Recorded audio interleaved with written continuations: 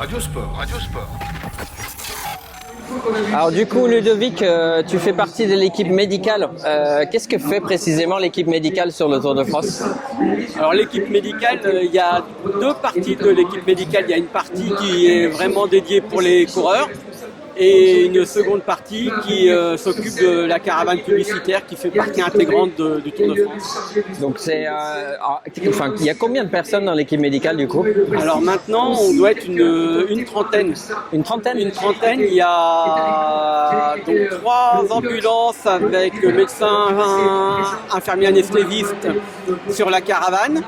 Il y a une ambulance qui est entre la caravane et la course. Et après, sur la course, il y a 2 cabriolets, une moto et 3 ambulances également avec infirmiers anesthésistes et médecins. Et justement, ces derniers jours, il y a eu quelques chutes. Du coup, ça fait du travail pour vous en course? Alors, il y a eu un petit peu de travail, mais ça reste raisonnable cette année. Il n'y a pas eu beaucoup de chutes. Non, ça a été relativement calme. Et typiquement, s'il y a un coureur comme le coureur Lotto Destiny par exemple, qui est tombé hier, l'Australien, qui était longuement au sol, qu'est-ce que vous faites en fait en premier soin à un coureur comme ça pour On fait souvent une première évaluation évidemment. Alors il y a toujours un petit peu le choc de la chute où ils ont du mal à repartir et en prenant un petit peu le temps souvent, ils préfèrent reprendre la course en fonction des kilomètres qui restent et faire le point après l'arrivée où on a justement aussi un camion avec tout ce qu'il faut pour faire des radios, des échographies. Et donc ça leur permet d'éviter d'abandonner et de faire le point. Donc évidemment s'il y a un gros problème, il repart pas, mais ça permet de temporiser.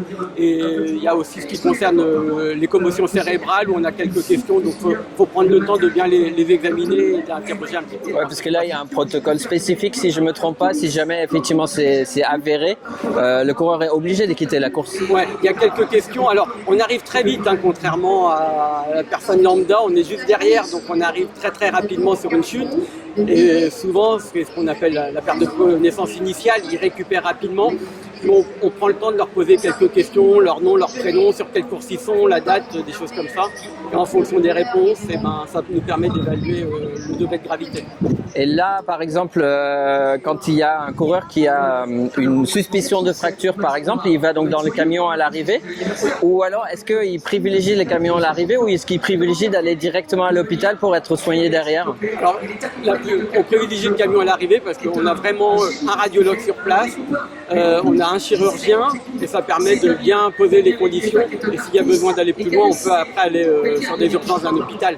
Mais je pense qu'on est très bon au niveau organisation pour ça. Donc c'est un premier diagnostic qui est presque parfait pour justement savoir que voilà, tout va bien en continu ou alors il faut aller à l'hôpital pour aller plus loin. Et on gagne beaucoup de temps que d'aller dans des urgences où ça va être surchargé.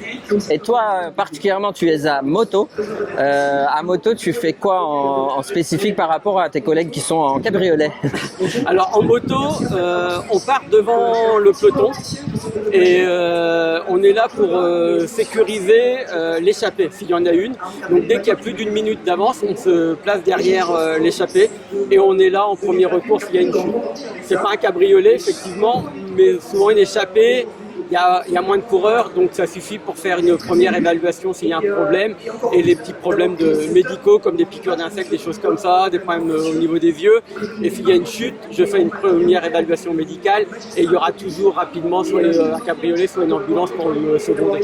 Et donc vous, quelque part, vous avez un des rares métiers sur lesquels on souhaite que vous n'ayez pas beaucoup de boulot sur le Tour de France. Tout à fait, mais comme toute l'équipe médicale. Et ben on va le souhaiter alors pour la suite de ce tour, pour les 9 étapes qui restent, si je ne me trompe pas. Oui, tout à fait. Eh bien super, merci beaucoup. Merci à toi Thomas. Merci, bonne journée. Radio Sport. Radio Sport.